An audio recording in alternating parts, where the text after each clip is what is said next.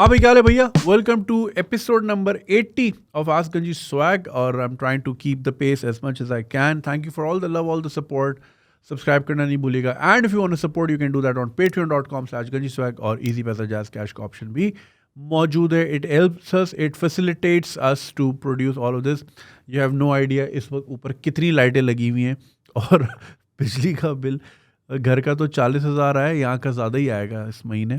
खैर है, it's okay. Baki, thanks for all the love and support and all the emails that you send. Disclaimer, I'm not an expert. I'm just giving my best shot. All right, चलते हैं पहले सवाल की तरफ. Consultation about moving abroad from Lahore to Bangkok. Hello, Junaid Bhai. I'm ABC, currently working in a software house in information security department for the last 4 to 5 years. I've been fortunate enough to have got consecutive promotions almost every year of my career so far. I'm currently working from home and the overall operations that I do have become kind of a routine comfort zone for me. That's my feeling. Now I intend to do some changes for which I applied for some jobs and I have an offer from another company with a similar position but nearly 20% higher pay raise in Lahore. This does seem like a change that I was looking for because this would be a different environment and working style, but I'm also very likely to get a job offer in a company in Bangkok, which makes me a bit confused. The offer from Bangkok company is 3 to 4 times of what I will get in Lahore. If I happen to join a new company in Lahore, they require a bond of 2 years to be signed with them, which means I will no longer have the liberty to move to Thailand if I get selected to make the decision now. So I need to make the decision now. I also want to mention that I come from a very humble background and I have to take care of my parents, a wife, and a 5-month-old daughter. I'm from a family where almost everything like home, car, etc. have to be done by myself. In this situation, the overall financial liberty that I'm likely to get in Bangkok seems very lucrative, but I wonder if I should rather avoid this and stay in Pakistan for the next 2 years with the new company while exploring options in the Middle East or EU. Or you think this opportunity from Bangkok is kind of great one to be availed. I understand the overall decision depends a lot on my situation, but I would appreciate your take on this. Thank you so much. एक भाई हैं, इनकी ये software house में काम करते हैं. इनको 2 जॉब्स की ऑफ़र है. एक तो लाहौर में ही है जो कि 20% इंक्रीज़ है सैलरी से, लेकिन 2 साल का बॉन्ड है. दूसरा बैंकॉक में वो 3 से 4 गुना ज़्यादा सैलरी है. सो ऑब्वियसली देखें, लाहौर वाली में फिर ये है कि 2 साल का बॉन्ड है. द वे सिचुएशंस आर, आपको नहीं पता 2 साल बाद क्या होगा. और इन्फ्लेशन का रेट देखें ना, 20% अगर तनख्वाह ज़्यादा मिल रही है, इन्फ्लेशन 40% अगर बढ़ रही है, तो आप नेगेटिव में ही जा रहे हो. बैंकॉक वाला ऑप्शन अच्छा है इन टर्म्स ऑफ मनी. जो आपने बात की कि फैमिली डिपेंडेंट है वगैरह, तो अब ये decision, this is solely a subjective matter. तो ये मैं आपको कहूँगा कि ये आप ही ज़्यादा बेहतर जानते हैं. बट आई थिंक बैंकॉक वाला experience will take you further in life. Obviously नया मुल्क, नया कल्चर, बहुत कुछ सीखने को मिलेगा, बहुत प्रोफेशनलिज्म देखने को मिलेगा. मुल्क हमसे आगे ही है जैसा भी है. I think that would help, like having Bangkok in your resume would take you places जो आप चाह रहे हैं इवेंचुअली EU में या दुबई वगैरह में. Dubai I won't recommend. It's not, Dubai is very expensive for a family. बच्चों की हर चीज़ जो है ना वो पैसे दे के करनी पड़ेगी, और स्कूलिंग सबसे महंगी है वहाँ पे, परहैप्स शायद दुनिया में, और मेडिकल तो बहुत ही महंगा है. तो मैं किसी को, फैमिली वाले को ख़ास तौर पे, अनलेस आपकी कोई बहुत क्रेज़ी जंप लग रही है तो तब तो सही है, समझ आता है. फॉर एग्जांपल, अगर आप यहाँ लेट से 50,000 लाख रुपए कमा रहे हो और दुबई में आपको ऑफ़र है लेट से 20,000 दिरहम की, दैट्स ग्रेट, अच्छी जंप है, तो वो जंप बंदा ले ले. लेकिन माइनर सी ट्वीक्स, क्योंकि एसेंशली वो आपको ज़्यादा खर्चा ही हो जाएगा. तो जितनी सेविंग आप लाहौर में कर रहे होगे शायद उससे कम कर पाओ in Dubai. I would suggest you to take the Bangkok wala option, considering if your family can manage it, if your child can manage it. आपने ये नहीं बताया कि will you be moving your family with yourself, like आपकी बीवी बच्चे साथ होंगे कि नहीं. Can you manage alone? It's not easy to live alone. How savvy are you with the household chores? क्योंकि बहुत सारे लड़के होते हैं उनको नहीं आता खाना पीना करना, और फिर वो ज़ाहिर है बैंकॉक में आपको आपके मतलब के खाने शायद इतना रेडिली अवेलेबल नहीं हो. दुबई में तो खैर बहुत ही ईजी है. ये सारी चीज़ें, ये सारे फैक्टर्स, छोटी छोटी बातें, लेकिन they all matter at the end of the day. ये सारी चीज़ें देख लेना. मुझे लगता है कि दैट, क्योंकि बैंकॉक इज़ लाइक, वहाँ से जंप अगली सिंगापुर हो सकती है. और अच्छे कंट्रीज़ आगे पीछे जो उनके हैं उस रीजन का जो है ना, क्योंकि not a lot of Pakistanis go there, तो ज़रा रेपुटेशन भी इतनी कोई बुरी नहीं हुई होगी हमारी वहाँ पे अब तक। दुबई वगैरह में सबको पता है हम क्या हैं, ईयू वगैरह में भी मोर और लेस पता ही है। खैर, तो my suggestion would be to take that opportunity. Lahore में कोई बॉन्ड साइन मत करो भाई, यहाँ पे कुछ साइन मत करो, क्योंकि आपको नहीं पता यार किस तरह हालात जा रहे हैं, किस तरफ जा रहे हैं, कहीं फंसा ना जाओ। And I would really hate to see you in that situation. So take that opportunity. If I were in your situation मैं वही करता। बाकी it's all up to you. So, good luck, man. Thank you. All right, next one says, what kind of a shit country we live in? Assalamualaikum Junaid bhai, sorry for my language and my long email. Advance apologies. My name is ABC from Lahore. I wanted to write to you sooner, but now I thought it's the right time. It's 2:25 a.m. on a Monday night, and I have to go to office tomorrow. But guess what? There is no electricity since 12 a.m. Like, I live in a posh area of Lahore and I'm still sitting in dark, clueless, like when will the power be back and I should go to sleep. I have a very simple question for the authorities and departments. If I pay up my electricity bills, why do you write complaint numbers if you don't want to pick it up, if you don't want to answer the phone? Whenever there is an electric failure, their phones are either on hang and don't even bother to pick up, not even the SDOs. This is the shittiest country in which if the boss is away or not sitting or the staff head, they don't bother to work. I recently wrote a tweet to PM Shehbaz Sharif about the same issue. We have to pay bill on time, otherwise they will cut the electricity. If there is a failure, it will take several hours just for a simple fix, and there is no one to attend the call and give us updates. And we can't even enjoy the simple weathers like एक बूंद अगर बारिश की हो जाए तो हम दिल थाम के बैठ जाते हैं कि यार अब लाइट चली जाएगी, हल्की सी आंधी चल जाती है लाइट गायब। लाइक सीरियसली ऐसी थर्ड क्लास हमारे पास ट्रांसफार्मर्स हैं जो बार बार रिपेयर होके भी बस हो जाती है उनकी। Again my apologies for the email, I thought to raise this issue. I understand man, बहुत से लोग इस चीज़ से गुजर रहे हैं। ये वही वाली बात है, बिकॉज मैं आपको एक मज़े की बात बताता हूँ। मेरा दोस्त जो था वो के इलेक्ट्रिक, जब KESC हुआ करती थी, जब वो प्राइवेटाइज नहीं थी, तो वहाँ पे वो कॉल सेंटर में काम करता था। तो नेपियर रोड पे जो के इलेक्ट्रिक का ऑफिस है वहाँ पे, और उसके सामने लॉयर्स की कॉलोनी है, वहाँ पे लॉयर्स रहते हैं क्योंकि उसके आगे सिटी कोर्ट है। और वो मुझे बताता कि देखो ये पूरी कॉलोनी जो है ये कुंडे पे चल रही है, बट डेयर यू कि आप जाके कुंडे उतार के दिखाओ वहाँ के। ठीक है, होता ही है कि जितनी ज़्यादा थेफ्ट होती है उतनी ज़्यादा लोड शेडिंग होती है, हर जगह का यही है। अब मैं जहाँ रहता था वहाँ पे करीब में पुलिस लाइन थी, पाकिस्तान की सबसे बड़ी पुलिस लाइन। ये कुंडे खुलेआम लगे हुए हैं, जाके उतरवा के दिखाओ। एक बार टीवी रिपोर्टर वहाँ पे न्यूज़ बना रहे थे तो उनका कैमरा लेके गटर में फेंक दिया था। सो अब वो करते थे और हम 8 घंटे की सहते थे लोड शेडिंग। और मेरा काम सारा ऑनलाइन था और अमरीकी डॉक्टरों के साथ था, तो मैं उनको यही नहीं समझा पाता था कि लोड शेडिंग क्या होती है, कि काम टाइम पे क्यों नहीं आया। मैंने पहले मेरे पास PC था, PC बंद हो जाता था। फिर मैंने UPS लिया, PC 2 घंटे चलता था, उसके बाद वो बंद हो जाता था UPS। फिर जब लाइट लंबी हो गई तो मैंने लैपटॉप भी ले लिया। अच्छा, फिर नेट नहीं चल रहा तो मैंने PTCL की भी डिवाइस ले ली। मतलब सिर्फ एक प्रॉब्लम को काउंटर करने के लिए मेरा जो ओवरहेड था वो 3x था। अब जैसे हमारे एक यूट्यूबर दोस्त है, नाम नहीं लूँगा, वो महीने का कितने का पेट्रोल डाल रहा है भाई? 1.5 लाख रुपए का पेट्रोल सिर्फ रात को सोने के लिए, क्योंकि उनके इलाके में थेफ्ट बहुत ज़्यादा है।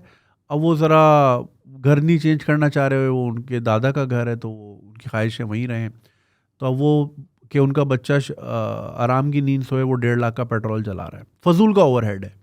ठीक है, इसी तरह यहाँ पे भी हमने काफ़ी ओवरहेड्स फजूल के भरते हैं, और टाइम पे ना भर, मतलब बिजली ना आने के आप पैसे देते हो एसेंशियली। तो वो मेरा दोस्त मुझे दिखाता था कि ये सब कुंडे पे चला हुआ है, बट कोई कुंडा उतारता नहीं है। और उसका काम कॉल सेंटर का ही था। तो जब कोई कंप्लेंट्स ज़्यादा आने लग जाती थी ना, तो वो मेरे सामने फ़ोन उठा के साइड पे रख देता था कि यार मैं कितना देखूं, मैं अकेला ही बंदा हूँ यहाँ पे। और अगर वो कंप्लेन रजिस्टर भी करता था और पीछे बोलता था टीम को कि भाई यहाँ पे इशू आया है, फॉर एग्जांपल नानाकुआड़ा में इशू आया, जाके रिजॉल्व करें। हाँ अभी चाय मंगाइए, पहले चाय तो आने दें। अब वो बैठे हैं लोग, अब चाय आई मेरे सामने, उन्होंने आराम से चाय पी, गोल्ड लीफ भी पी रहे हैं ऑफिस के अंदर, पराठा भी आ रहा है, और वो वहाँ पे लोग गर्मी से बिलक रहे हैं, जो भी है हल्ली वल्ली। वो आराम से फिर उनकी गाड़ी गई और फिर उन्होंने जाके उतारा, मतलब जो भी है रिपेयर किया। इसी तरह कोई रिलीजियस इवेंट था तो लाइटें तो कुंडे पे लगती हैं। मतलब हम अपने दीन से मोहब्बत कैसे दिखाएं जब तक हम चोरी ना करें। तो वो उनके एसडीओ सख्त थे, उन्होंने फिर जो है वहाँ से कुंडे उतारे। तो फिर अगले दिन गोली आई दफ्तर में, मतलब फायर हुआ कि इस बार खिड़की के इधर की, अगली बार खिड़की पे फायर होगा। उन्होंने बोला ठीक है जी लगाएं कुंडे। अब वो कुंडे लगते हैं हर रिलीजियस इवेंट पे, और उसका बिल जो होता है वो पूरे शहर पे इक्वली डिवाइड होता है। यानी कि अब कोई हिंदू है, कोई पारसी है, कोई क्रिश्चियन है, कोई सिख है, वो भी भरता है हमारे रिलीजियस इवेंट का बिल, वो भी भरता है। करके दिखा दो आप कुछ। तो भाई यही है। जिसी तरह सदर में आप जाओ तो नो पार्किंग का बोर्ड हर जगह लगा हुआ है, पार्किंग है किधर एक भी बोर्ड नहीं है। गवर्नमेंट ने जहाँ आपकी मारनी होती है ना वहाँ ये फ़ौरन आते हैं, गाड़ी फ़ौरन निकलती है। लेकिन जहाँ आपको सहूलत देनी हो ना, ये नहीं हिलते। आप अक्सर देखते हो सड़कों पे कि गवर्नमेंट की गाड़ी हो, चाहे जीएस नंबर की प्लेट हो या पुलिस की मोबाइल हो, वो इतनी अर्जेंसी में जाती हैं कि आपको लगता है पता नहीं ये क्या काम करने जा रहे हैं। काम इनके देख लो आपके सामने, मुल्क कहाँ खड़ा है, मगर सड़क पे इनको बड़ी अर्जेंसी है, जैसे कोई बहुत बड़ा काम करने जा रहे हैं। यूं यूं यूं करके जाते हैं, घंटे का काम करते हैं आपके सामने, मुल्क आपके सामने। तो जहाँ आवाम की लेनी हो वहाँ ये फ़ौरन रेडी होते हैं, गाड़ी उठाने गाड़ी फ़ौरन आती है। पार्किंग कहाँ बनानी है या आपको कोई सर्विस देनी हो वो कोई नहीं। सोशल कॉन्ट्रैक्ट कोई नहीं है हमारा, हम यहाँ पैसे देते हैं और वो ना 100 प्याज भी खाते हैं, जूते भी खाते हैं। ये वाला सीन है। This is the country that we made. 75 साल की हमारी पॉलिसीज़ हो गई, the best of the brains that we had, उनका रिजल्ट ये है। ये रिजल्ट है, अब कर लो जो करना है।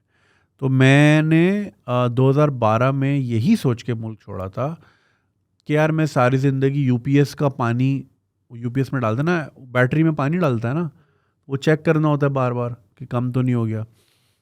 अच्छा, यूपीएस का पानी भी चेक कर रहा हूँ और मोटर में पानी आ रहा है कि नहीं, उसके लिए सुबह 4 बजे उठता था क्योंकि लाइन का पानी था। मैं लगा रही तो मैं पानी में ही ज़िंदगी पानी हो जाएगी। और ये 2011 में मैं ये सोचता था कि यार ये मैं ज़िंदगी भर नहीं कर सकता। अगर मैं वो डिसीजन ना लेता मेरी लाइफ यहाँ नहीं होती, मैं आज भी पानी भर रहा होता, क्योंकि वो मसले आज भी हैं। ऐसा ही है भाई, लोड शेडिंग आज भी है, पानी का मसला आज भी है। तो मैं आज तक करता रहता। तो मैं सबको यही कहता हूँ भाई, अपने ना मसले चेंज कर लो। मसले रहेंगे ज़िंदगी भर, there is no such thing as a perfect life, you will always have issues, but issues का लेवल चेंज कर लो। इशू का लेवल कुछ और कर लो कि यार बहुत ज़्यादा खामोशी है दिल घबरा रहा है, शोर ही नहीं है, इतने सुकून में मैं रह रहा हूँ मसले चेंज कर लो। तो I feel you man, and you not alone. पूरा मुल्क ही ऐसे चल रहा है। तो अब देख लो, फैसला आपके हाथ में है। बहुत मोहब्बत है तो फिर सहो, सेक्रीफाइस। वो कहते हैं ना जी, कौम को कुर्बानी देनी पड़ेगी। अबे तू क्यों नहीं देता, तू क्यों नहीं दे रहा कुर्बानी, मैं ही क्यों दूँ?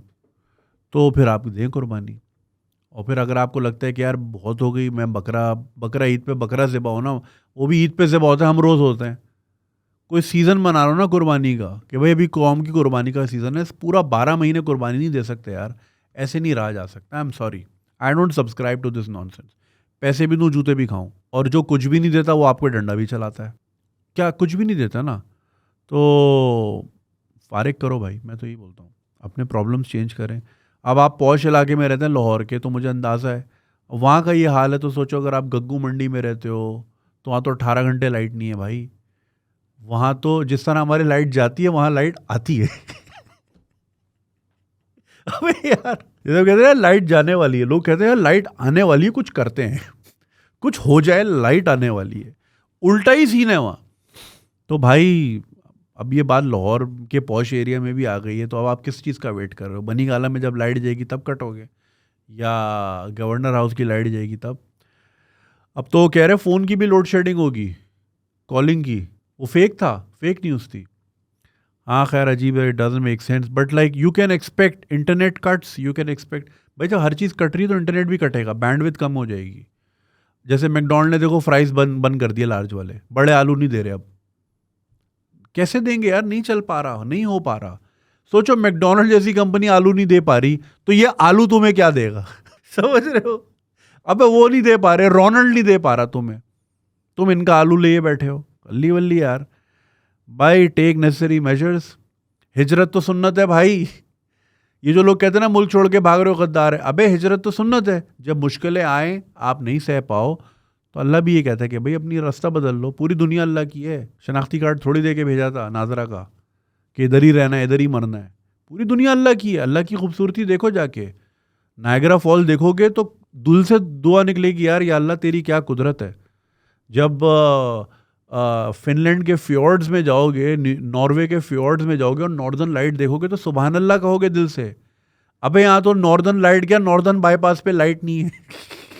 नॉर्दर्न बाईपास अंधेरे में गाड़ियां जा रही हैं, ट्रक बज रहे हैं एक दूसरे से। अल्लाह की शान देखें, अच्छे अच्छे मुल्कों में जाए। यार मैं एक वो इमिग्रेशन कंपनी खोल लेता हूँ, इसी बात पे नीचे नंबर भी आ जाया करे हैं। खोल लेंगे अपॉर्चुनिटी भाई, जहाँ प्रॉब्लम है वहाँ अपॉर्चुनिटी है। निकालते हैं भाई 10,000 बंदा, जो कहते हैं हम चला लेंगे मुल्क, वो चलाते रहें। जब बन जाएगा आ जाएंगे वापस। सही है ना भाई, दफन तो यही होना है हमने। मेवा शाह में वो सोहेल मेरा दोस्त है, वो कहता था तू कुछ भी कर ले दुनिया में, दफन तूने मेवा शाह में होना है। तेरी कब्र खोदेंगे गटर लाइन निकल आएगी। तो भाई थोड़ी देर के लिए हम चले जाते हैं। भाई देखो बात सुनो, मेरी बात सुनो, मुल्क बन रहा है ना अभी।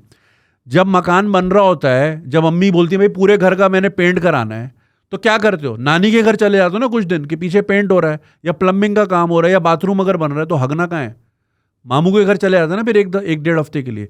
तो अभी हम सारे उठ के मामू के घर यूरोप चले जाते हैं। ये बन जाए घर, रंग रोगन हो जाए, बिजली बिजली आ जाए, हम आ जाएंगे वापस। हम आ गए। ठीक है, जब बन जाएगा हम आ जाएंगे। तो ये बना ले खुद ही, इतने एक्सपर्ट है ना ये सारे जो आके टीवी पे चीखते हैं हम चलाएंगे हम चलाएंगे। चला ले, बिल्कुल चलाएं, खुल के चलाएं। जब हम जैसा टैक्स पेयर ही निकल जाएगा तो किस पे चलाओगे, किस पे उछलोगे। सही है ना, जो इनको दे रहा है उन्हीं को ये डंडा कर रहे हैं। तो फिर जब वो कट जाएंगे फिर ये किसको करेंगे, समझ रहे हैं। तो हम चले जाते हैं थोड़े दिनों के लिए, घर बन जाएगा वापस आ जाएंगे।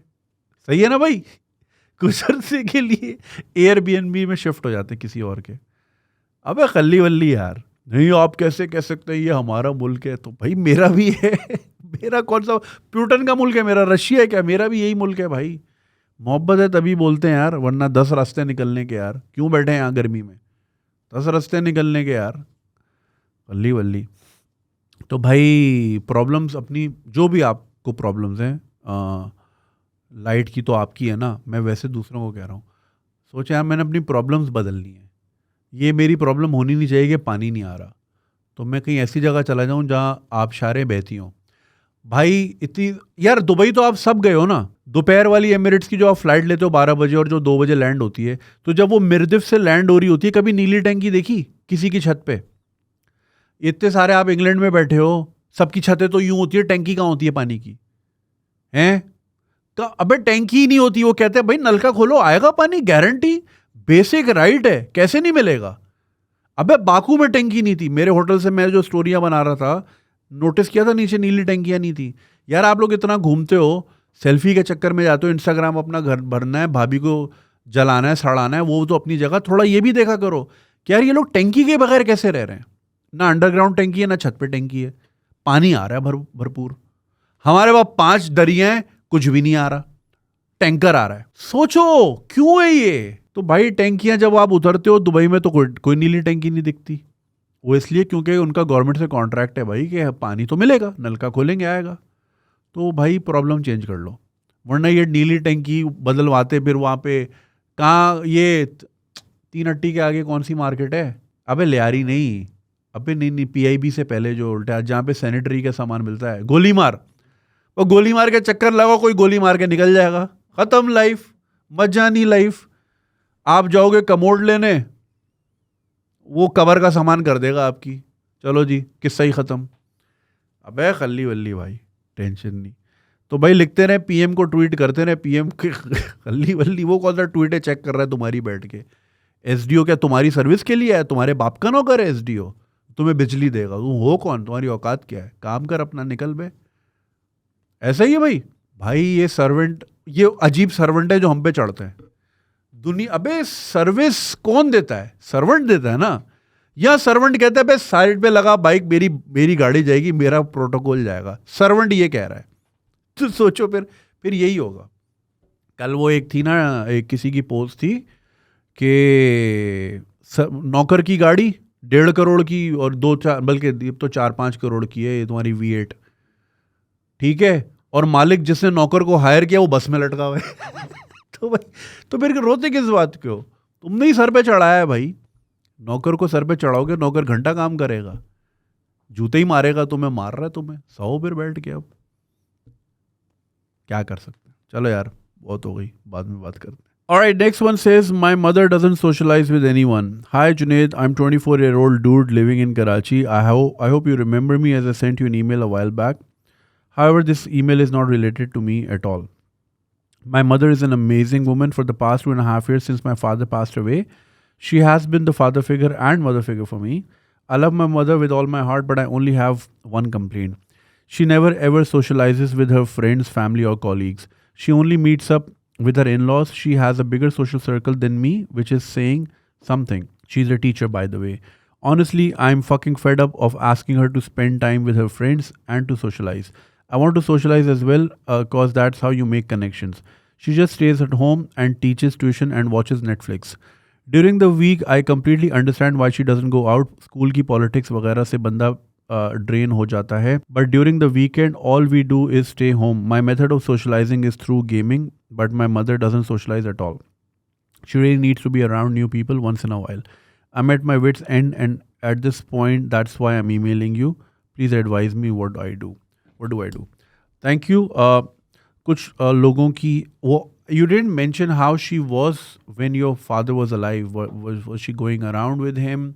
या उनके साथ हैंग आउट करती थी, या फिर वो उस वक्त अपने दोस्तों से मिलती थी? Did this change because of his passing, या वो ये हमेशा से ऐसी थी? You didn't mention that, so I am not really sure उनकी पर्सनालिटी टाइप क्या है. However, assuming if this is because of your fathers passing, कुछ लोगों का ग्रीव करने का प्रोसेस बहुत डिफरेंट होता है. Sometimes it takes years and years for people to get out of that. Maybe sometimes, maybe never. और कुछ लोग होते हैं वो 2-3 दिन में ही they become normal. मैंने जो मेरी एक पॉडकास्ट थी मुजफ्फर बुखारी के साथ, who's a grief therapist, उनके साथ मैंने यही एग्जाम्पल शेयर की थी. I know of 2 people, not know them very very well, but I observe them on social media. So एक somebody lost someone, so that person is grieving the loss for the past 2 years now. Every now and then कोई ना कोई post आती है. Whereas the other person, वो अगले दिन ही, like his mother passed away, and like the next day or the day after he was looking for some food recommendations. So like कुछ लोग, सबका अपना अपना तरीका होता है. I'm not saying कि वो ज़्यादा प्यार करता है बंदा और ये कम करता है, ऐसा नहीं है. सबका तरीक़ाकार डिफरेंट होता है टू प्रोसेस ग्रीफ. और इसका अच्छा जवाब मुजफ्फर ने भी दिया था उस पॉडकास्ट में. अगर आपने नहीं सुनी तो वो ज़रूर सुनिएगा. रही बात वीकेंड पे हैंग आउट की, आपने लिखा आप कराची में रहते हैं, क्या ही हैंग आउट कर लेंगी कराची में वो. अब एक एंटरटेनमेंट थी खाना, वो भी 11 बजे रेस्टोरेंट बंद हो जाता है. हमारे यहाँ किसी किस्म का कोई क्लब कल्चर नहीं है. व्हेन आई से क्लब, अब वो कुछ लोग बोलेंगे नाचने वाला, वो वाला क्लब नहीं, सोशल क्लब, जहाँ पे लोग मिलते हैं, they play games, they make new connections. जो हैं रिच क्लब्स, वहाँ पे हर किसी का एक्सेस नहीं है, उसके लिए 20-20 लाख रुपए की मेंबरशिप लेनी पड़ती है. सो मैं उन क्लब्स की बात नहीं कर रहा. बट लाइक हमारा ना कोई सोशल, लाइक जो मेजॉरिटी है ना हमारी, ज़्यादातर let's say like Sunni Muslim majority, उसका कोई सोशल कॉन्ट्रैक्ट नहीं है. वो सिर्फ जुम्मे को मस्जिद जाते हैं या उसके अलावा भी जाते हैं और वो वापस आ जाते हैं. So there is like no meetup जहाँ पे आप मोहल्ले वालों से मिल रहे हैं, you are discussing things. Those discussions can lead to relationships, those discussions can lead to progress in your business और इन योर पर्सनल लाइफ. मगर हमारे बस जी सलाम किया और वापस अपने अपने घरों में चले गए. Where as I see, let's say Ismaili community है, बोरा कम्युनिटी है, बिकॉज देर माइनॉरिटीज़, तो वो they live tight, they live closer to each other. उनके they go to their जमात खानास, they have their events, they have their fun and games, इबादत, सब चीज़ें इस तरह करते हैं. तो वो एक बड़ा यूनिशन कोहेशन रहता है उनमें. विच ऑफ कोर्स जो मुस्लिम, जैसे like there is a podcast जो कि आगे आएगी, ताबिश हाशमी ने यही बात की थी कि यही मुस्लिम जब हम वेस्टर्न कंट्रीज़ में देखते हैं, बिकॉज वहाँ पे माइनॉरिटी में होते हैं, तो masjid doesn't remain masjid only, it becomes a social club as well. वहाँ पे बच्चे बास्केटबॉल भी खेल रहे होते हैं, वहाँ पे टॉक्स भी होती हैं, इवेंट्स भी होते हैं वगैरह वगैरह। सो हमारे यहाँ ये बड़ी लैकिंग है। कोई एवेन्यूज़ नहीं है, कोई वेन्यूज़ नहीं हैं, अगर हैं तो इतने महंगे हैं, करें तो क्या करें। तो फिर हम शादी कर लेते हैं। साथ मिलना है, बड़ा अरसा हुआ मुलाकात नहीं हुई, अच्छे खाने नहीं खाए, शादी करा दो किसी की। तो शादी ही एक इवेंट है। शालम भाई ने यही बोला था अपनी पॉडकास्ट में कि हमने अपनी हर एंटरटेनमेंट शादी में घुसा दी। नाचना है, वैसे नाचोगे, फतवे आएंगे, शादी में नाच लो तो कोई कुछ नहीं कहेगा। ऐसा ही है भाई। तो शादी में अच्छा खाना खाना है, लोग बोलेंगे यार पैसे ज़ाया कर रहे हो, असराफ कर रहे हो, तो भाई शादी में 52 डिशों का बुफे लगा लो, ज़ाया करो, खली वली आइसक्रीम का टावर बना दो। अब एक शादी में मैं गया था भाई, आंटी ने वे सलाद का ये भाई टावर, बुर्ज खलीफा, मतलब क्या हो गया भाई, मुफ्त का है। अबे पैसे लेने, इनसे पैसे लेने चाहिए। वो इजिप्ट में होता है ना कल्चर, वहाँ पे शादी हॉल नहीं होते, रेस्टोरेंट्स होते हैं। फॉर एग्जांपल मैंने डिसाइड कर लिया जी कोलाची में मेरी शादी है, ठीक है, सबको टेबल्स असाइन हो गई और जो है आपने मंगाना है अपने हिसाब से, पनीर रेशमी, मैंने मंगाना है मटन कढ़ाई, उसने मंगाना है वो। तो हर उस आदमी को उसका बिल मिल जाएगा और वो बिल दे के निकल जाए, हल्ली वल्ली हो गया वलीमा, चल भाई निकल इधर से। तो तब लोग सही खाते हैं, तब तो कोई प्लेट में नहीं भरा हुआ होता, कोई बुर्ज खलीफा नहीं बना होता, कोई ज़ाया नहीं किया हुआ होता, उतना ही खाते हैं जितना मंगाया होता है। खैर ये तो और कोई बात हो गई। तो socialization is a very big issue. और ये आपने कहा वो टीचर हैं तो वो ज़रा स्कूल की टॉक्सिसिटी से भी जान छुड़ाना चाहती हैं। सो या हमारे यहाँ ये भी बड़ा मसला है, हमारा जो वर्क कल्चर है इट्स एक्सट्रीमली टॉक्सिक। हर कोई एक दूसरे की टांग खींचने में लगा हुआ है, क्योंकि ख़ुद कोई टैलेंट नहीं है तो ऊपर आना, काम और मेहनत से ऊपर आने के बजाय अगले को गिरा के ऊपर आना की कोशिश होती है। तो ये वर्क कल्चर, चाहे वो MNC हो, चाहे वो कोई बैंक हो, या चाहे वो कोई स्कूल हो, चाहे कोई अस्पताल हो, हर जगह खुश आमदी भरे पड़े हैं। और ये सैडली हमारा एक कल्चर है। और जो हमारे जो सीनियर्स हैं वो भी इस चीज़ को पसंद करते हैं। उनको, मैं एक शख्स के बारे में जानता हूँ जो कि उसने प्रोग्रेस इस तरह की अपनी कंपनी में, क्योंकि वो बॉस के साथ सुबह 6 बजे गोल्फ खेलता है। उसने बॉस की आदत पकड़ ली, पहुँच गया बॉस के साथ, और वो बॉस को उठा रहा है, क्या शॉट मारा है बॉस, वो चौड़ा हो रहा है, तो चौड़ा हो रहा है, प्रमोशन भी मिल रही है उसको। तो ये खुशामदी भरे पड़े। तो आई am pretty sure she probably doesn't like what she's doing, or maybe she likes teaching, the idea of teaching, but she probably doesn't like where she's working. तो वो शायद उनसे भी कटने की करती हैं। Some people are like that. They like their own company. Maybe she's happy with the way Netflix, मतलब देख के वो खुश हैं तो खुश रहने दो। ज़रूरी नहीं है कि लोगों से मिलना ही खुशी होती है। कुछ लोग इंट्रोवर्ट होते हैं, वो नहीं मिलना चाहते लोगों से। तो don't force your definition of happiness on her. Discuss with her what makes her happy, what is her idea of celebrating a weekend. तो अगर उनका आइडिया नेटफ्लिक्स है तो फिर let it be. बाकी ये कि you can organize some things, let's say with your friends और उनकी families, जिसमें आपकी मदर इन्वॉल्व हो जाए। For example you can organize a picnic, यार families के साथ करते हैं। तो आप हैं, आप अपनी मदर के साथ चले जाएं, आपका दोस्त है वो अपने पेरेंट्स के साथ आ जाए, तो इस तरह वो मिलेंगे तो कुछ ना कुछ कनेक्शंस बनेंगे। They'll get on WhatsApp, maybe they'll start going, maybe she starts going out. इस तरह करें। डोंट से कि what you're doing is wrong और ये राइट तरीका है। Maybe her definition is different. So talk to her and try to be creative and organize certain things like that. Ask her what she likes and do those things. Try to make her happy. She's probably missing your father. तो वो भी एक बहुत बड़ी lacking होती है ज़िंदगी में। कंपेनियनशिप होती है और वो ऐसी होती है कि उसकी वो इररिप्लेसेबल होती है। तो maybe this is her method and this is her way to cope up with the loss of your father. And maybe she क्या पता उनके साथ नेटफ्लिक्स देखती हों व्हेन ही वाज अलाइव, तो अब उनका एक तरीका हो उनके साथ जुड़ने का कि मैं नेटफ्लिक्स देख रही हूँ तो maybe his spirit is with people think like that and there is nothing wrong with that. This is love and admiration for the person that you love. So yeah, don't force anything on her. Try to be creative and try to give her own space. And if you think, you can ask her to consult therapy. Maybe she's grieving inside. Maybe there is something brewing inside. और उसका उनको शायद समझ नहीं आ रहा कि let out कहाँ करें। तो therapy is something that really helps you with that. And grief therapy is very important. So try to consult her for that and maybe that works for her. ठीक है, ख्याल रखो. Thank you. हाँ जी, चलते हैं नेक्स्ट सवाल की तरफ. It says a teenager with childhood trauma. अस्सलाम वालेकुम. My name is ABC. I'm 15 and currently in 10th class. Background: I was the only child of my parents since they got divorced when I was 1. I didn't see my dad as growing up. I was born in UK. As I've heard from my father's and mother's side, the divorce was originally caused by my mother.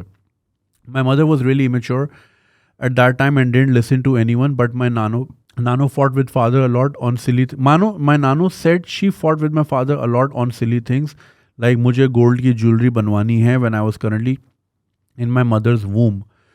We were short of money. My father tried to guide her, but she didn't listen. After my birth, at one time, while arguing with my dad, she threatened him that she would throw me out of the window. I was an infant, but she didn't care. My father somehow calmed her down. Fast forward to a few months, यार बहुत वो है. My received a call from my nanny. My mom received, I don't know who received a call.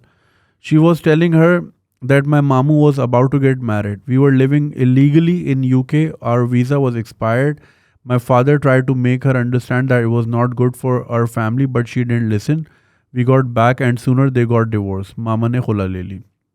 After divorce, I lived without a father figure in my life. Our house was mostly filled with the toxicity of my nanny and my mama. I lived about 4 years without a father until my mother married a fucking pedophile. Oh God. Sexual trauma. Me and my mom and he shifted to Islamabad. Oh God. I don't know if I should read this. It says, वो गश्ती का बच्चा मुझे बहुत डरा के रखता था. He used to shove my head in his pants in front of my mom. He used to strip me naked in front of his friends, forced me to give him hand jobs. At one evening, he left for office and I was there sitting on my mother's lap. I said, "Shukar hai, suwar chala gaya." At that time, I was between the age of 7 to 9. He came back, forced me inside his car. The front seat, took my pants off and pushed me in the window, exposing my butt to the outside while he was driving. The fuck? He drove to a street, told me to get out of the car while two women were walking on the street. I cried and cried but didn't listen. He opened the door and pushed me outside and drove fastly ahead. Then there was I walking naked in front of the women and they chuckled when they saw me naked. After a few minutes, he picked me up and drove home, dropped me there. I was shocked, embarrassed, and humiliated, but my mom just didn't care. She saw what was happening with me, but she was silent. With time, I learned to speak up, so I told my nano and my nana marhum. Before telling them, I thought it was normal. They argued with him, but he was a stubborn asshole. At times, I went to stay with my nano and it was very peaceful as there was no sign of an ignorant mother and a traumatizing bastard. But मेरी खुशी कुछ देर के लिए होती थी. My so-called parents threatened my nano कि आप पे पुलिस बुला लेंगे अगर मेरा बच्चा वापस दो. My nano insisted, but they took me back. Then my life was filled with more misery. My toxic sexual friends. I'm really sorry if this is getting long, but I don't have anyone to talk to. But it's okay, beta. I lived in Islamabad at that time at a school called Dare Arkam. They didn't have upper classes. So after I passed one class, I jumped to the third. So I failed. Some failed students of the age 11 and 13 were in that class. I was literally a small kid at that time. Somehow they started to sexually abuse me. They forced me to give them blowjobs and anal, but I was dumb. I didn't know what to do so I practiced in the act. After new admissions, they also corrupted them. After a few years, we left for my nanny's house as my stepdad flew to London. Fraud करके अपने clients के पैसे लेके भाग गया. He was a big thief. So it was a relief. After he left, my problems started to begin after my puberty at the age of 10. Oh God. So all of this was happening before 10.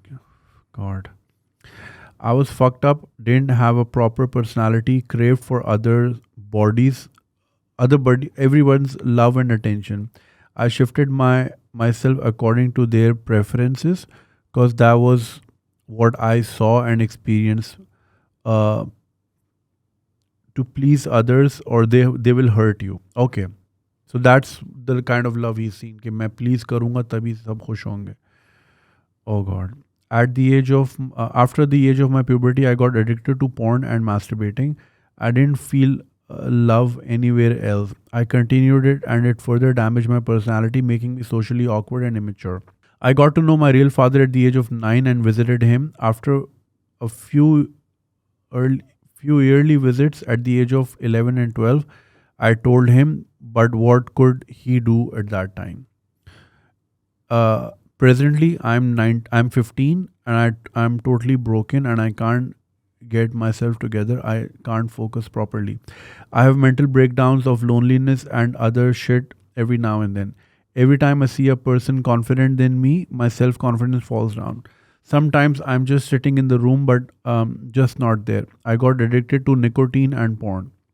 Sometimes I'm a really jolly and confident person that knows the art of charming people. Other times I'm an introverted bitch that forgets his personality and hesitate even talking to girls. Sir, I don't know what to do. I don't know who I am. I can't construct myself again and again. I have tried to forget everything and wake up as a new person, but after a few days I collapse. I have developed a short temper and starting to become toxic as my mother and my fucking stepfather. I can't go to therapy as I belong to a middle class family and I don't know who should I talk to. I really hope you see this. Please reply. I'm lost. Oh, that was probably one of the heaviest emails I've ever read. So see, this is what fatherhood does to you. So once you have your own child, फिर आपको हर बच्चा अपने बच्चे जैसा लगता है. And then you start to put your own child in that situation और फिर आपकी रूह कांप जाती है, आपकी जान निकल जाती है. But I had to read it because clearly he needs help. I'll reach out to him personally as well. But I'll reach out to you. So first of all, this is all your mother is doing, and clearly she is an extremely irresponsible parent. Are you the only child? Because you didn't mention, so I'm assuming you are. Her leaving your father because वो gold की jewelry नहीं दिलाते थे. Clearly she was in it for that. ये जो आपके step father थे, आपने बोला वो fraud करके भाग गए. So clearly he must have showed her money or whatever, lured her into your life, and the kind of things he and his friends did to you. I'm extremely sorry to hear that. But please know that this was not in your control. और यहाँ पे आपकी mother को stand लेना चाहिए था, but clearly she didn't, as she is a really horrible person. I am sorry to say this. I mean, how can anyone let something like that happen to their own child? It's beyond me. मगर होते हैं ऐसे लोग. It's just very very sad. मगर आपके साथ जो हुआ, इसमें आपका तो कोई कसूर नहीं है. You are forced, you are obviously powerless. आप छोटे थे, बच्चे थे, अभी भी छोटे ही हो आप. और इन सिचुएशंस में ज़ाहिर है इंसान अपनों की तरफ ही देखता है कि वही आपको बचाएं, क्योंकि एक बच्चे के लिए सेफ्टी नेट उसके पेरेंट्स ही होते हैं ना. So you clearly you didn't have your father in the picture and your mother was clearly not interested to may be even do anything about it. See this is लोग जो हमारे कहते हैं ना जी हमारा कल्चर बहुत अच्छा है और वेस्ट में ऐसा है तो ईस्ट में ऐसा है, तो ये कल्चर है हमारा. Like there is not one helpline that a child can call. या हम बच्चों को ये सिखाया ही हो कि कभी आपके साथ इस तरह हो तो आपने यहाँ कॉल करनी है. कहाँ कॉल करनी है? Police. So like there is this, I am not gonna mention even the profession, but somebody known. उनकी सास का मुझे एक बार मैसेज आया कि भाई वो मेरी बच्ची को मारता है, राइट. और पुलिस आई क्योंकि पड़ोसियों ने कॉल की, क्योंकि पिटने की आवाज़ें आ रही, चीखने की आवाज़ें आ रही, तो पुलिस आई. तो साहब ने पुलिस को ये बोला कि घर का मामला, और पुलिस ने बोला हाँ ठीक है ये तो आपके घर का मामला है ना, तो आप जब कत्ल कर लेंगे तो फिर हम आ जाएंगे इन्वेस्टिगेट करने. रोज़ आप मारो, छुरी वुरी मारो, सर पे बंदूक रख लो, वॉटेवर जो भी करना है करते रहें। तो ये हमारा लॉ है। छोटी छोटी चीज़ों पे इंटरवेंशन हो जाती है अच्छे मुल्कों में। बच्चे को अगर हल्की सी चोट लगी हो ना, तो पुलिस आ जाती है घर पे। लाइक माई ओन डॉटर, उसके ज़ाहिर है लड़कियाँ नाखून बड़े होते हैं, उसने नींद में स्क्रैच किया तो उसके निशान बढ़ गए। अब शी इज़ ऑटिस्टिक, तो वो इतनी कोहेरेंट नहीं होती at times. She is very intelligent माशाल्लाह, बट वो एक्सप्लेन नहीं कर पाती सिचुएशन। तो वो स्कूल गई, अब वो ऑलरेडी स्पेशल नीड्स है, तो टीचर ने फ़ौरन पुलिस बुला ली। टीचर ने पुलिस बुला ली, उनको खदशा हुआ कि जी घर में डोमेस्टिक वायलेंस हुआ है बच्ची के साथ, and they were ready to take her away. जो उनकी सोशल सर्विसेज होती हैं वो आ गई थी, पुलिस भी आ गई थी, माँ को बुला लिया था कि जी ये हुआ है और हम इसको लेके जा रहे हैं। फिर बड़ी मुश्किल से छुड़वाया, और वो पता चला कि उसने खुद बोला कि मैं स्क्रैच करती हूँ नींद में। ये होते हैं जिनको आप गालियाँ देते हैं ना सारा दिन के, वो तो थर्ड क्लास है और वहाँ कोई वैल्यूज़ नहीं है। तो ये वैल्यू सिस्टम ये है आपका। यही अगर बेटा आप इंग्लैंड में होते तो आप you could have called a lot of services, but यहाँ कोई प्रोटेक्शन सर्विस नहीं है। ऐसी तो माओं को तो जेल हो जाती है कि this is clear, this is like इतना बड़ा जुर्म है। It's like crime of the highest order कि आपकी नज़रों के सामने आपका बच्चा वायलेट हो रहा है, सेक्सुअली अब्यूज हो रहा है और आप कुछ नहीं कर रहे। दोनों को जेल हो जानी चाहिए। But clearly I am pretty sure your mom is out there and living her life care free. Apparently कुछ नहीं होगा। So this is again like not your doing, आप मजबूर थे और ये सब हो गया। बट नाउ आप बड़े हो गए हो तो you know what's good for you, what's not. Porn addiction, ये सारी चीज़ें एज के साथ होती हैं। I mean like you're at that age, obviously you seek distraction, and this is your distraction. It makes you forget what has been done unto you, and maybe that's your escape for now. Try to get into sports, healthy activities. um, Whenever you feel like having a cigarette or watching a porn, just do some push-ups and it'll boost you. It'll make you forget that feeling that you wanted to do that. Your craving आपकी वो थोड़ी सी मार देगी, workout का workout हो जाएगा. So that's one way to do it. Try not to be in situations where you're alone, ताकि फिर ये क्रेविंग हो ना हो उस तरह. और I don't know what else to say. Therapy का आपने बोला, I'll try to look one for you who can facilitate you, maybe not charge you. I don't know इस तरह की सर्विसेज हैं नहीं है. I'll try to look one up for you. Clearly you have a lot to say. घबराना नहीं, जिस तरह कहते हैं ना डॉक्टर से और लॉयर से कुछ नहीं छुपाना चाहिए, इसी तरह थेरेपिस्ट भी आपका डॉक्टर होता है ना. ठीक है, हड्डी का डॉक्टर ऑर्थोपीडिस्ट होता है, तो यहाँ का डॉक्टर साइकोलॉजिस्ट या साइकेट्रिस्ट होता है. राइट, कोई शर्माने वाली बात नहीं. दे उनकी टीचिंग्स में ना जज करना होता ही नहीं है. दे डोंट जज यू एट ऑल. कुछ भी बता दो उनको, वो कहते हैं हाँ ठीक है, इंसान है, इंसान गुजरता है इन चीज़ों से. दे अंडरस्टैंड दीज थिंग्स, उन्होंने सब चीज़ें पढ़ी होती हैं, केस स्टडीज़ होती हैं. तो वो आपने नहीं घबराना कि मैं बोलूँगा क्या. हाँ, अगर ये मसला है कि मैं अफोर्ड नहीं कर सकता, I try to look something that can be self financed और may B even can be taken care of otherwise. So वो इंटरवेंशन आपको बहुत ज़रूरी है, because you have been through a lot. बहुत से लोगों के साथ इस लेवल की चीज़ें नहीं होती, and even they struggle to function.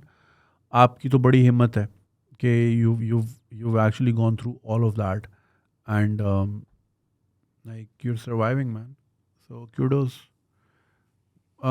Try to, if you're, आपने बोला नाना मरहूम, try to spend more time with your नानो. Clearly she is your safety net, और वो आपको समझती भी हैं, उनके साथ ज़्यादा सारा time गुजारें. Your mother is clearly responsible for all of this. She should be in jail for all of this. This is because इससे हुआ ये है कि अब आपकी पर्सनालिटी हमेशा के लिए डैमेज कर दी उन्होंने. And obviously you're gonna grow up and have your own family, and then चीज़ें प्रोजेक्ट हो जाती हैं ना चाहते हुए भी. खैर अल्लाह ना करे ऐसा कभी हो. I hope you make it out of it well. मगर कोई अपना नुकसान नहीं करना. Do not go to a point of considering self harm. Cigarette वगैरह कोशिश करो छोड़ दो, वेप शेप ट्राई कर लो और फिर उसको भी छोड़ ही दो eventually. It's not a good thing. Excessive usage of anything is bad, ये बात याद रखना। थोड़ा बहुत चलता है, अब मैं आपको क्या बोलूँ सिगरेट नहीं पियो, मैंने भी 20 साल पी है, बट ज़रूरी नहीं कि आप भी 20 साल पिए, it's not worth it. Porn addiction ठीक है, वो वक्ती है, you're 15, you're full of hormones, तो I understand, but try to cut it down. Try to make it, for example, इसको it may sound stupid, but reward yourself with it, कि मेरी ये टास्क है, मैं ये करूँगा तभी लॉग इन करूँगा, तभी VPN लगाऊंगा, वरना नहीं लगाऊंगा। सो उस बहाने टास्क भी हो जाएंगी। या एक्सरसाइज करो कि यार मैं इतने पुशअप्स करूँगा तब देखूंगा, उसके बाद वैसे ही दिल नहीं करेगा, हिम्मत नहीं होगी। So yeah try to get into therapy बेटा, और पढ़ाई वढ़ाई करो, मेहनत करो। जो हुआ उसमें आपका कोई कंट्रोल नहीं था, ना आपका कोई कसूर था, ठीक है ना, चाहे आपको कोई कुछ भी बोले, but you are helpless and you are powerless.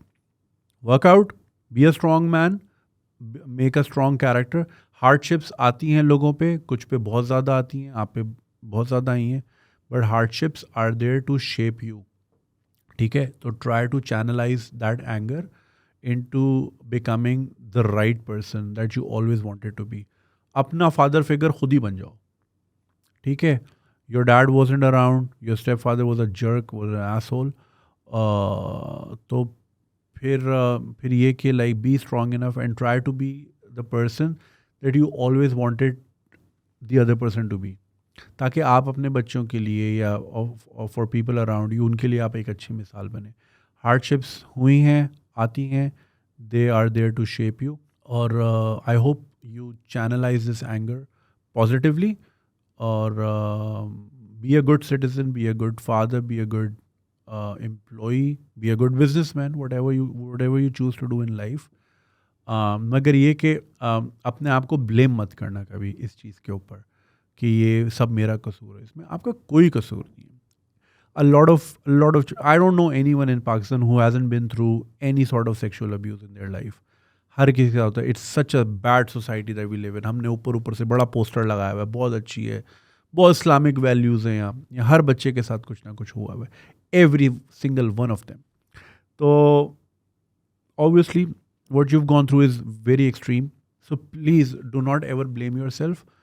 वो एज ऐसी होती है, उसमें आपके पास ना ताकत होती है, ना हिम्मत होती है, आपको डर भी होता है कि कुछ हो ना जाए, क्योंकि आपको वो प्रॉब्लम सॉल्विंग स्किल्स उतनी आती नहीं है, और ये प्रॉब्लम्स ऐसी होती हैं आपने एक्सपेक्ट नहीं की होती ना। उस एज में छोटी मोटी प्रॉब्लम्स होती हैं कि मैंने अगर प्लास्टिक खा लिया तो क्या हो जाएगा, you know, this is like adult problems जो आपको बहुत जल्दी सहनी पड़ गई अनफॉर्चुनेटली। तो do not ever blame your self. कभी जहन में ये ख्याल नहीं आना चाहिए कि मैं वहाँ क्यों गया था, या मैं उस क्लास में क्यों पढ़ता था, या मैंने ये क्यों किया। यू आर ऑब्वियसली फोर्स्ड, और आप डरे हुए थे, आपको डराया गया था, आपको धमकाया गया था, आपको मारा पीटा जाता था, आपको जलील किया जाता था, सड़क पे नंगा छोड़ने, लाइक वो clearly he was a sick man and he will rot. Hell तो है ही है, वो ज़िंदगी में भी सड़क पे आएगा, मैं आपको गारंटी से देता हूँ। इस तरह का इंसान कभी थ्राइव नहीं करता, कभी भी थ्राइव नहीं करता। ये सिक लोग हैं, ये मेंटल है, और मुझे तो खुशी है लंदन गया है, क्योंकि इसकी जो आदतें हैं ये वहाँ भी करेगा, और वहाँ जब ये पकड़ा जाएगा ये लंबी जेल में जाएगा। पाकिस्तान में तो शायद रिश्वत दे के छूट जाता या लंबा केस ना होता, वहाँ तो ये पक्का पकड़ा जाएगा, ये नहीं बचेगा, मैं आपको गारंटी देता हूँ। One like any moment you will hear the news कि उनको जेल हो गई, चाहे वो फ्रॉड में है, चाहे वो पीडोफीलिया में है, वगैरह वगैरह। ऐसा आदमी कभी भी नहीं बचता, वो ज़िंदगी में भी जलील होगा, आखिरत में तो है ही है, ज़िंदगी में भी जलील होगा। So do not ever blame yourself. It was not your doing. It was you were forced into it and you were scared. आप बच्चे थे, आप अभी भी बच्चे ही हो, को डराया था, और डरना नहीं है ज़िंदगी में। आप माशाल्लाह बड़े हो गए, एंड यू हैव मी, ठीक है ना। तो कुछ भी हो मुझे मैसेज कर देना, I will just send you my details, और थेरेपी ज़रूर लेना, ठीक है ना। ख्याल रखो, हाफिज़। ऑलराइट, तो ये थी आज की episode. It started on a different note but ended on a very very heavy note. But I hope you guys get to learn something from these experiences, और try not to be इस तरह के इंसान जो कि दूसरों को इस तरह हर्ट करें, या be empathetic towards others जो इन चीज़ों से गुजरते हैं. That's the whole purpose of this series. अपना ख्याल रखिएगा, सब्सक्राइब करना नहीं भूलिएगा. इंशाल्लाह आपसे बहुत जल्द मुलाकात होगी. अपना ख्याल रखिए. खुदा हाफिज़.